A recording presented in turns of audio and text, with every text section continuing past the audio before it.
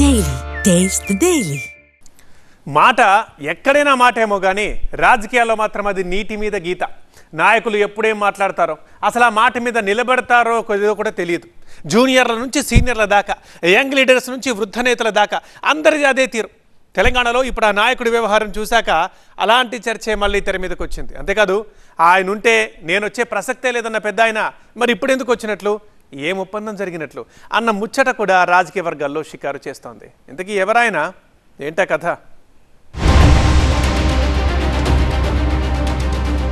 Konappa returns. సిర్పూర్లో సిగపట్లు తప్పవా? RS ఉండగా రానన్నారుగా. మాట తప్పారా, మాట దక్కిందా? సిర్పూర్ కాగజ్ నగర్ అసెంబ్లీ నియోజకవర్గం మరోసారి పొలిటికల్ గా హాట్ టాపిక్ అవుతోంది. ఇక్కడ జరుగుతున్న అనూహ్య పరిణామాలు అందుకు కారణంగా తెలుస్తోంది. మాజీ ఎమ్మెల్యే, సీనియర్ నేత కోనేరు కోనప్ప రాజకీయంగా వేస్తున్న అడుగులు ఆసక్తి రేపుతున్నాయి. అప్పట్లో బీఎస్పీ, ఆ తర్వాత బీఆర్ఎస్ టు కాంగ్రెస్, ఇప్పుడు మళ్లీ బీఆర్ఎస్, ఒకటి తర్వాత ఒకటి అన్నట్లుగా పరిస్థితుల్ని బట్టి కండువాలు మార్చేస్తున్న కోనప్ప తీరు కొత్త చర్చకు దారితీస్తోంది. రాజకీయాల్లో పార్టీలు మారడం నాయకులకు కామనే అయినా ఆయన మరోసారి కారెక్కడం పొలిటికల్ గా ఎలాంటి పరిస్థితులకు కారణమవుతోందన్న ఉత్కంఠ రేపుతోంది. ఆయన అప్పట్లో చేసిన వ్యాఖ్యలేంటి, ఇప్పుడు చేసిందేంటి అన్నదే discussion point. RS Praveen Kumar BRS లో ఉన్నంత వరకు చచ్చినా ఆ పార్టీలో చేరనంటూ బీరాలు పలికిన ఈ సీనియర్ నేత కాస్త గ్యాప్ కూడా ఇవ్వలేదు. తమ్ముడు కృష్ణారావుతో కలిసి ఎర్రవల్లి ఫామ్ హౌస్ కి వెళ్లి బీఆర్ఎస్ పెద్దల సమక్షంలో గులాబీ కండువా కప్పేసుకున్నారు. ఆర్ఎస్ ఉండగా పార్టీలోకి రానంటూ భారీ ప్రతిజ్ఞ చేసిన ఈ సీనియర్ నేత ఇప్పుడు సడన్ గా ఎందుకు దిగి వచ్చినట్లన్నదే అర్థం కాని విషయం.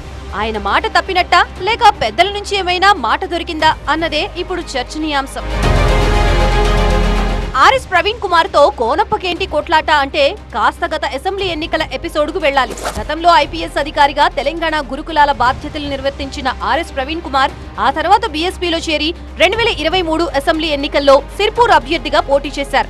అప్పటికే వరుసగా 2 సార్లు గెలిచి 3వ విజయం కోసం తప్పిస్తున్న కోనప్పకు అది పెద్ద షాక్ ఇచ్చింది. దాదాపు 40,000 ఓట్లు సాధించిన ఆర్ఎస్ కోనప్ప విజయ అవకాశాలపై పెద్ద దెబ్బే కొట్టారు. ఫలితంగా బీజేపీ అభ్యర్థిగా పోటీ చేసి పాల్వాయి హరీష్ విజయం సాధించారు. దీంతో తన ఓటమికి ఆర్ఎస్ ప్రవీణే కారణమని కోపం పెంచుకున్నారు కోనప్ప. అయితే అనూహ్యంగా పార్లమెంట్ ఎన్నికల సమయానికి అదే ప్రవీణ్ కుమార్ బీఆర్ఎస్ గూటికి చేరడం, నాగర్ కర్నూల్ ఎంపీ బరిలో నిలవడం చకచకా జరిగిపోయాయి. బీఆర్ఎస్ లో ఆర్ఎస్ ప్రవీణ్ రావడం ఇష్టం లేని కోనప్ప కాంగ్రెస్ కండువా కప్పేసుకున్నారు. అక్కడ కూడా అంతర్గత కుమ్ములాటలు, ఆధిపత్య పోరు ఆయన్ని ఎక్కువ కాలం నిలవనివ్వలేదు. దీంతో మళ్లీ పాత గూటికి వచ్చే ప్రయత్నాల్లో బీఆర్ఎస్ అగ్రనేతలతో చర్చలు జరిపారు. అయితే ఆర్ఎస్ సిర్పూర్ వైపు రారని హామీ ఇస్తేనే పార్టీలో చేరుతానని గులాబీ అధిష్టానం ముందు షరతు పెట్టారట కోనప్ప. కోనప్ప పెట్టిన కండిషన్ పై పరోక్షంగా ఆర్ఎస్ ప్రవీణ్ గట్టిగానే స్పందించారు. తాను సిర్పూర్ని వదిలే ప్రసక్తే లేదని తేల్చి చెప్పారు. అచ్చంపేట బరిలో ఉంటారంటూ జరిగిన ప్రచారాన్ని కూడా కొట్టిపారేశారు. ఎట్టి పరిస్థితుల్లోనూ కేసీఆర్, కేటీఆర్లని ఒప్పించి మరోసారి సిర్పూర్ నుంచే పోటీ చేస్తానని స్పష్టం చేశారు. అంతేకాదు, తాను చనిపోయినా ఆత్మ ఇక్కడే తిరుగుతుందంటూ కాస్త ఎమోషనల్ కామెంట్సే చేశారు. మీరు పుట్టిందేమో జోగులాంబ, మహబూబ్ నగర్, ఆశిస్తుంది ఆదిలాబాద్ సిర్పూర్, ఆసిఫాబాద్ సిర్పూర్. ఎక్కడ కావాలి? నేను కేసీఆర్ గారిని ఒప్పించి, కేటీఆర్ గారిని ఒప్పించి నేను సిర్పూర్ నుంచే పోటీ. మీ సేవలు రాష్ట్రానికి అవసరం, సిర్పూర్లో కాదు. ఎందుకు అని అంటే సిర్పూర్లో ఆబ్లిగేషన్స్ ఏదో ఉన్నట్టున్నాయి, నాకు తెలియదు ఏం అబ్లిగేషన్ మీకే తెలియాలి.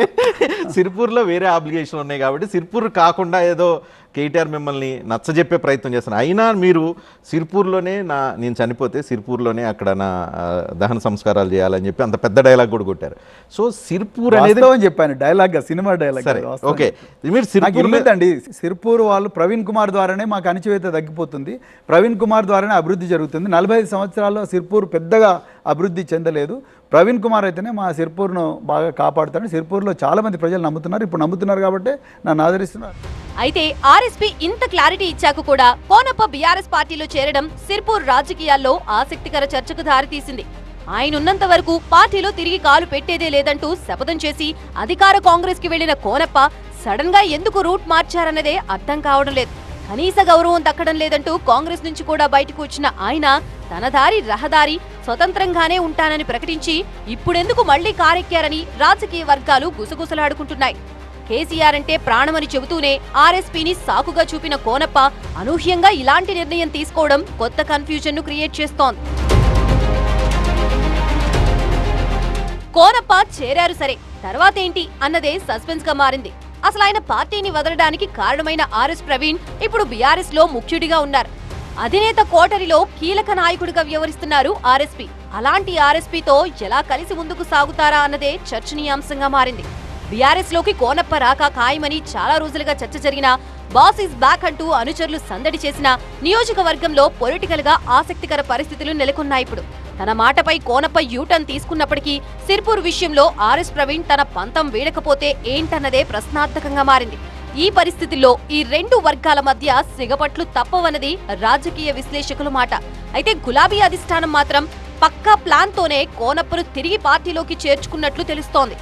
కోనప్ప రాకతో గర్ వాపసీ సక్సెస్ అయితే రాబోయే స్థానిక ఎన్నికల్లో పార్టీకి మరింత జోష్ వస్తుందనే అంచనా వేస్తోంది. అంతేకాదు ఆర్ఎస్పీ సేవల్ని కీలకంగా వాడుకుంటామని పలు సందర్భాల్లో కేటీఆర్ చెప్పారు. కాబట్టి సిర్పూర్ విషయంలో కోనప్ప ఆర్ఎస్పీల మధ్య రాజీ కుదిర్చే అవకాశం లేకపోలేదన్న చర్చ కూడా ఇప్పుడు తెర మీదకి వచ్చింది. ఏం జరుగుతుందో చూడాలి మరి.